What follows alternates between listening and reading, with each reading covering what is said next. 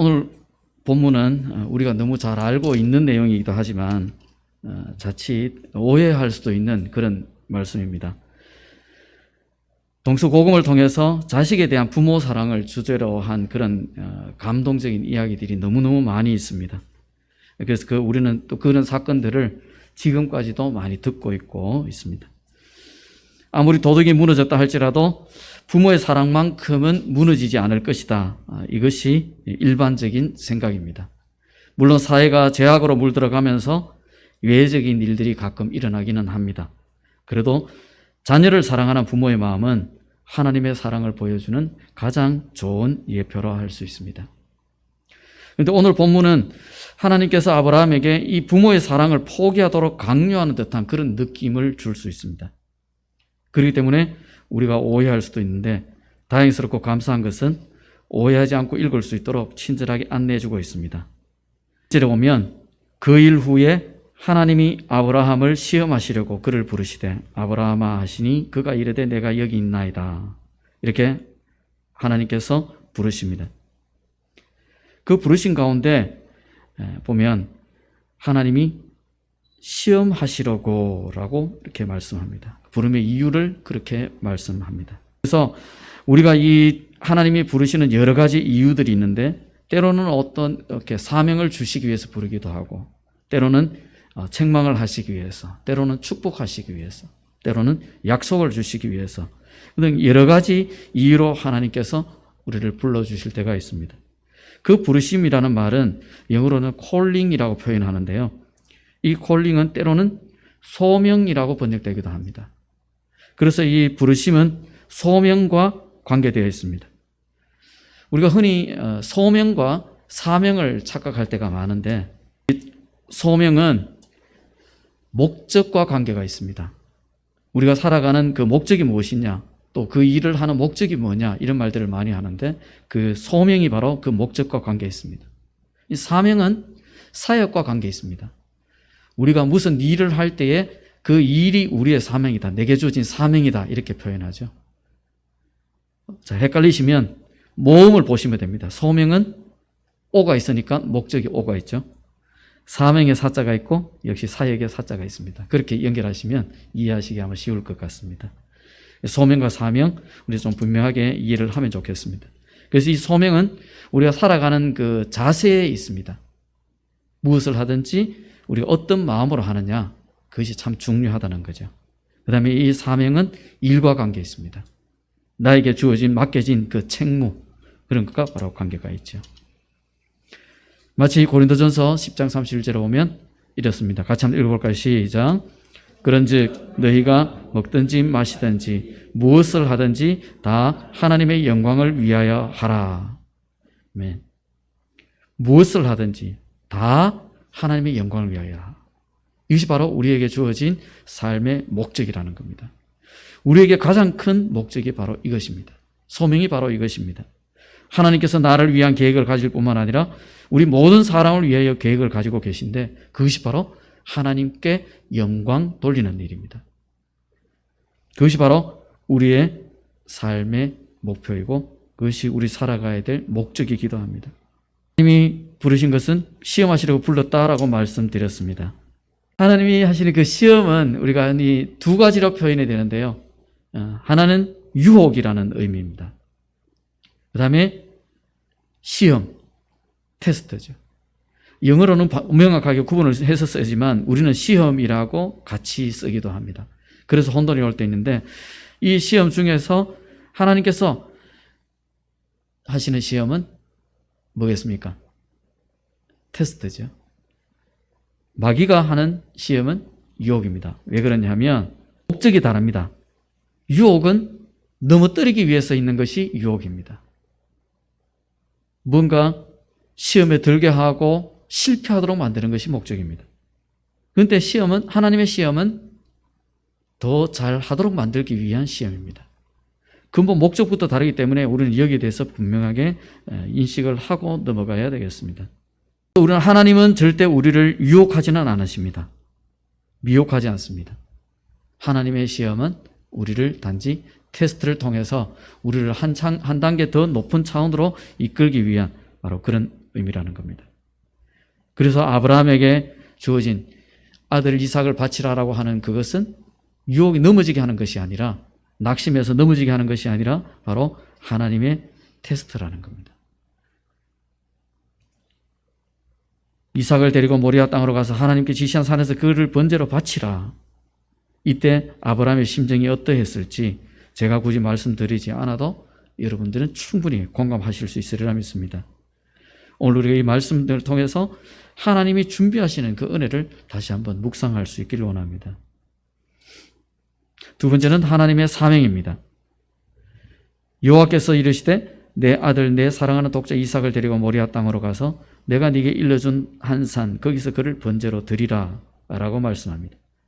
이것은 하나님의 명령입니다. 하나님은 명령을 통해서 아브라함에게 사명을 주셨습니다. 그 사명이 바로 아브라함에게 주어진 해야 할 일이라는 겁니다. 여기서 아브라함이 어떤 태도를 보이느냐에 따라서 아브라함의 소명의식이 드러날 수 있습니다. 그런데 아브라함은 감사하게도 그 모든 시험들을 잘 통과합니다. 아브라함에게 주신 이 사명은 하나님 앞에 번제로 바치라는 그 사명은 아브라함에게 주신 예배의 사명이었고 순종의 사명이었습니다. 번제는 제사고 그 제사는 오늘날 예배입니다. 바로 하나님 앞에 예배하는 것, 그것이 아브라함에게 주신 사명일 뿐만 아니라 오늘날 우리에게도 주신 하나님의 사명입니다.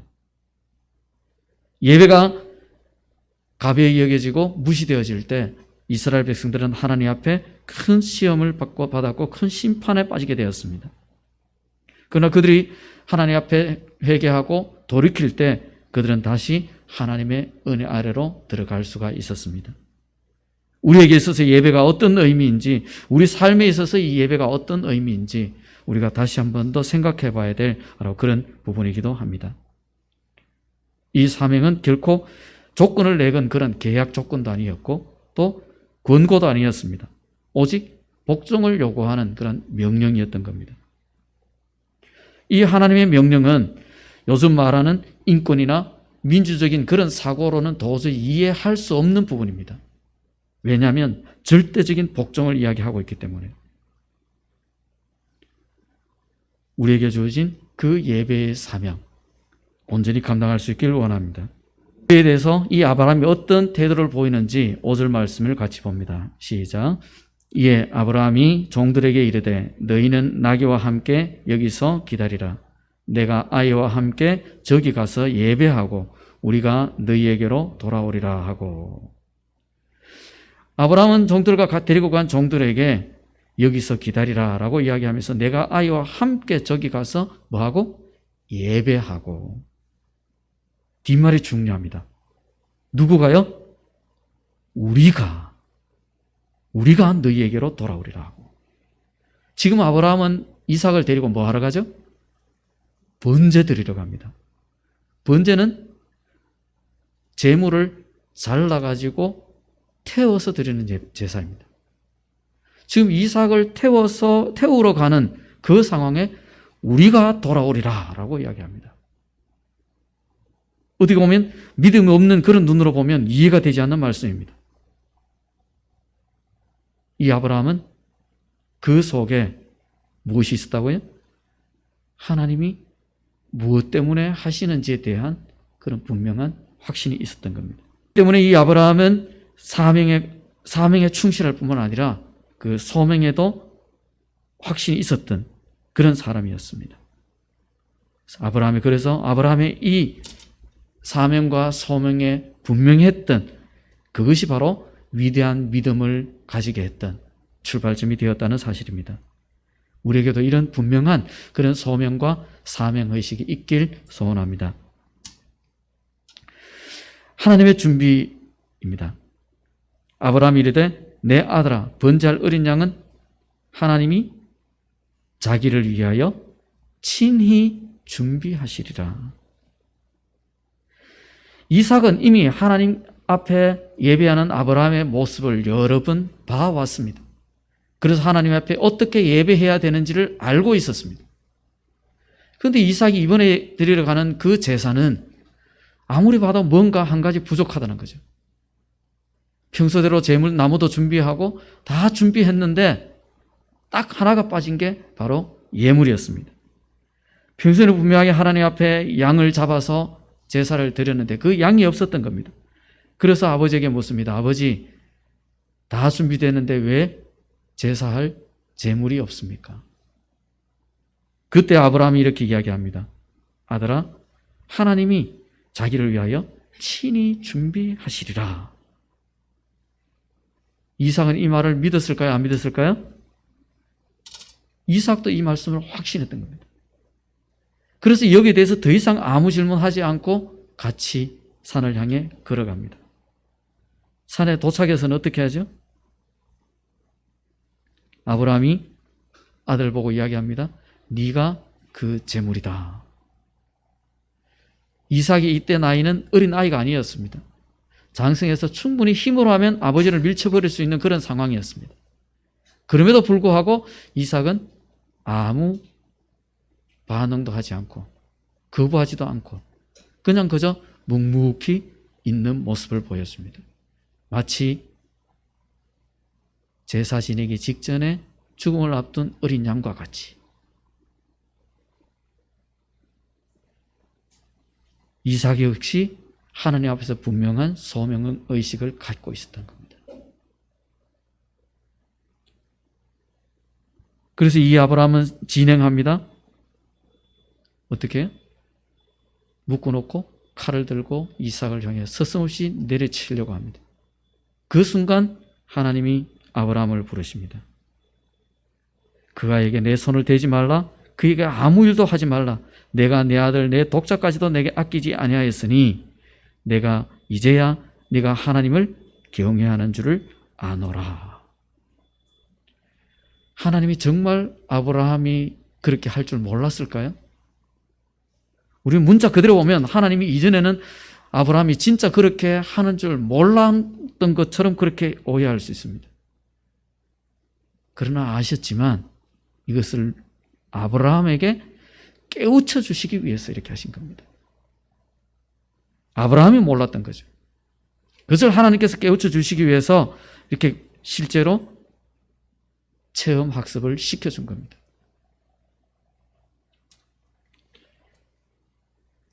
하나님께서 이 아브라함을 위해서 무엇을 준비하셨느냐? 우리가 크게 보면 두 가지로 구분할 수 있죠. 숫, 양을 준비하셨고 축복의 말씀을 준비하셨던 겁니다. 그러면 하나님께서 순양을 준비하신 건 언제 준비하셨을까요? 깜짝 퀴즈. 1번, 아브라함이 오기 전부터 순양은 거기 걸려 있었다. 2번, 아브라함이 칼을 내리치는 순간 순양이 걸렸다. 몇 번 같아요?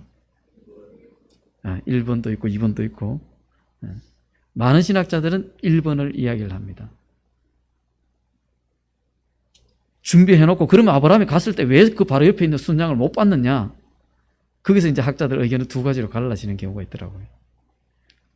아브라함이 하나님 앞에 드리는 그 제사에 너무 집중하다 보니까 또 아들을 바쳐야 된다는 그 마음에 너무 슬퍼서 주변을 살피지 못했다는 것과 두 번째 얘기는 그때 시험에 통과한 다음에 비로소 하나님이 아브라함의 눈을 열어주셨다라는 그 두 가지 설이 있습니다. 어느 쪽일까요? 신경 안 쓰셔도 됩니다. 중요한 건 뭐냐면 하나님이 이미 이 아브라함을 위해서 이삭 대신 제물을 준비해 두셨다는 사실이 중요하죠. 이걸 가지고 무엇이 맞느냐고 싸운다면 이단들이 하는 행동과 똑같다는 사실을 기억해 주십시오. 이단들은 그런 것 가지고 애매한 것들을 가지고 아무 문제 안 되는 것 가지고 시비를 겁니다. 12월 25일이 예수님 탄생하신 날이 아니다라고 시비 걸기도 하고 그냥 우리는 생일은 상징적인 거죠. 그 날일도 중요하지만 생일도 중요하지만 뭐가 더 중요하죠? 우리가 지금 살아있다는 사실이 중요한 거죠. 생일날 왜 축하해 줍니까? 지금까지 안 죽고 살아있어서 축하하는 거 아닙니까? 그런데 이단 중에는 네가 거듭난 날이 중요하다. 네가 그 날짜를 모르면 네가 거듭난 거 아니다라고 미혹을 하죠. 똑같은 맥락입니다. 무엇이 뭐 어떤 이유로 그런지 모르지만 어쨌든 중요한 것은 끝나고 그것을 봤을 때 거기에 뭐가 있었다고요? 이삭을 대신한 양이 하나님께서 준비해 두신 양이 있었다라는 사실이 중요한 겁니다. 하나님께서 준비하신 그 땅에서 아브라함은 여호와 이레라고 이야기를 합니다. 이 이레가 바로 준비했다라는 거죠. 성경 말씀 해석을 어떻게 합니까? 여호와의 산에서 준비되리라. 근데 참 희한합니다. 준비되리라는 말은 이것이 과거입니까? 미래입니까? 미래죠. 이미 아브라함은 그것을 보고 나서 여호와 이래 했습니다. 뭔가 우리 시제가 뭔가 좀 안 맞는 그런 느낌이 들죠. 그러나 이 아브라함의 고백은 언제로 거슬러 올라가느냐 하면 하나님이 아브라함에게 네 아들 이삭을 번제로 드리라 라고 이야기하는 그 시점으로 돌아가서 고백하는 믿음입니다. 하나님은 우리에게 주신 그 무엇이든지 준비하지 않고 주시는 것은 없습니다. 하나님이 우리의 준비해 준 것은 우리 삶의 모든 부분이라는 겁니다. 우리가 어렵고 힘들고 병들고 또 고통 가운데 있는 그 모든 것들이 누구를 위해서? 나를 위해서 있다는 겁니다. 어려움을 당할 때는 너무너무 괴롭고 힘듭니다. 심지어 목숨을 끊고 싶은 그런 마음까지도 들기도 합니다. 도대체 하나님은 어디 가시냐? 어디 계시냐? 하나님 왜 나를 버리십니까? 그렇게 생각될 때도 있습니다. 그러나 그 모든 것들이 하나님의 계획 아래서, 하나님의 섭리 아래서 되고 있다는 사실. 고통도 하나님의 뜻이라는 책이 있습니다. 고통을 통해서 하나님이 원하시는 뜻이 있다는 의미입니다. 하나님께서 아브라함을 위해 준비하신 그 순양. 우리가 비록 고통 속에 있고 아브라함과 같은 그런 고통, 마음의 고통 속에 있다 할지라도 하나님은 이미 우리를 준비하고 계시다는 겁니다. 우리를 위해 준비하고 계시다는 겁니다. 아브라함을 위해 순양을 준비하시던 그 하나님께서 바로 우리를 위해서 우리가 대신 죽을 그 순양을 우리에게 이미 보내주셨습니다. 바로 예수 그리스도, 하나님의 어린 양. 우리를 위해 준비해 주신 가장 큰 선물이라는 겁니다. 우리에게 주신 가장 큰 구원의 선물이라는 겁니다. 그 외에 다른 어떤 방법도 없습니다. 하나님이 우리에게 준비하신 유일한 구원의 문입니다. 우리는 이미 그 고백을 하나님 앞에 올려드렸을 겁니다. 그렇기 때문에 오늘 이 자리에 있을 줄 압니다.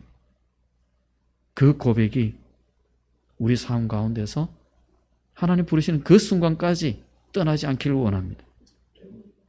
우리가 하나님의 나를 위하신 그 계획들, 그 계획이 있다는 확실한 그 소명의식 가지고 우리의 삶을 하나님을 위해 살아갈 수 있는 그런 은혜가 되기를 원합니다.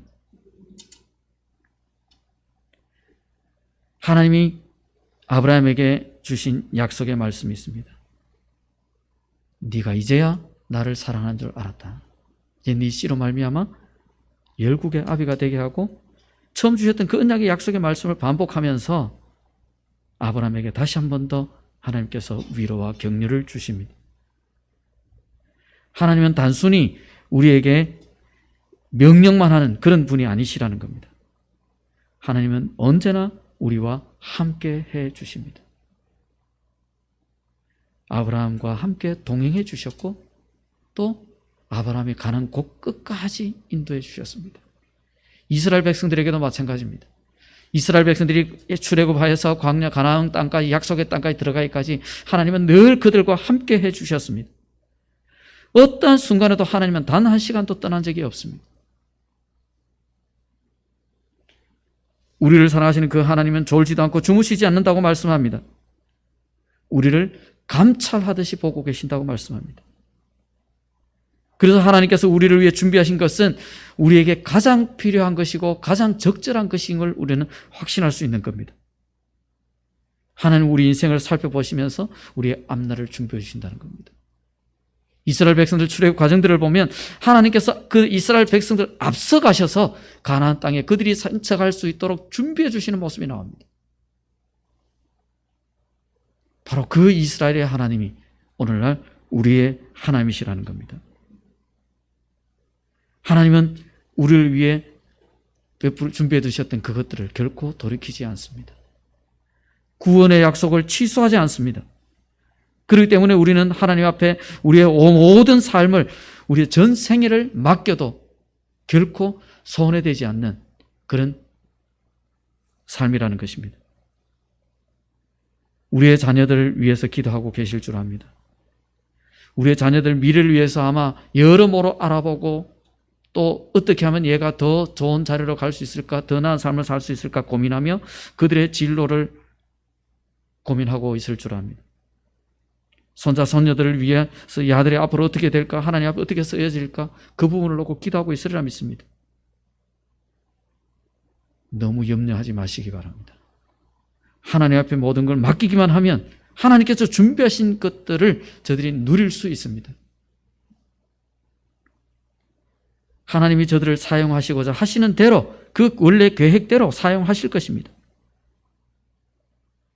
우리는 하나님이 나를 위해 준비하시는 그것들을 아브라함처럼 믿음으로 볼 수 있는 눈이 열려지길 원합니다. 하나님이 준비하신 번제물과 언장, 이것은 아브라함에게만 준비하신 것이 아닙니다. 오늘 지금 우리에게도, 우리를 위해서, 바로 나를 위해서 하나님께서 똑같이 준비하고 계십니다. 하나님은 나를 위해 대신 죽을 예수님을 보내주셨고, 또 우리가 살아가는 데 있어서 하나님께서 약속하신 그 복들을 누릴 수 있는 복을 준비하셨습니다. 그것을 우리가 믿음으로 바라보고 또 우리 자녀들을 그 믿음의 자리로 놓아오고 또 그 믿음의 자리에서 떠나지 않도록 안내할 수 있는 그런 안내자의 역할을 감당할 수 있기를 원합니다. 그것이 바로 우리의 사명입니다. 우리의 소명은 하나님의 영광 돌리는 것이기 때문에 그것이 바로 하나님께 영광 돌리는 일입니다. 무엇을 하느냐보다 어떻게 하느냐가 더 중요하기 때문에 우리가 있는 삶의 그 자리, 그 자리를 내가 어떻게 보낼 것인가.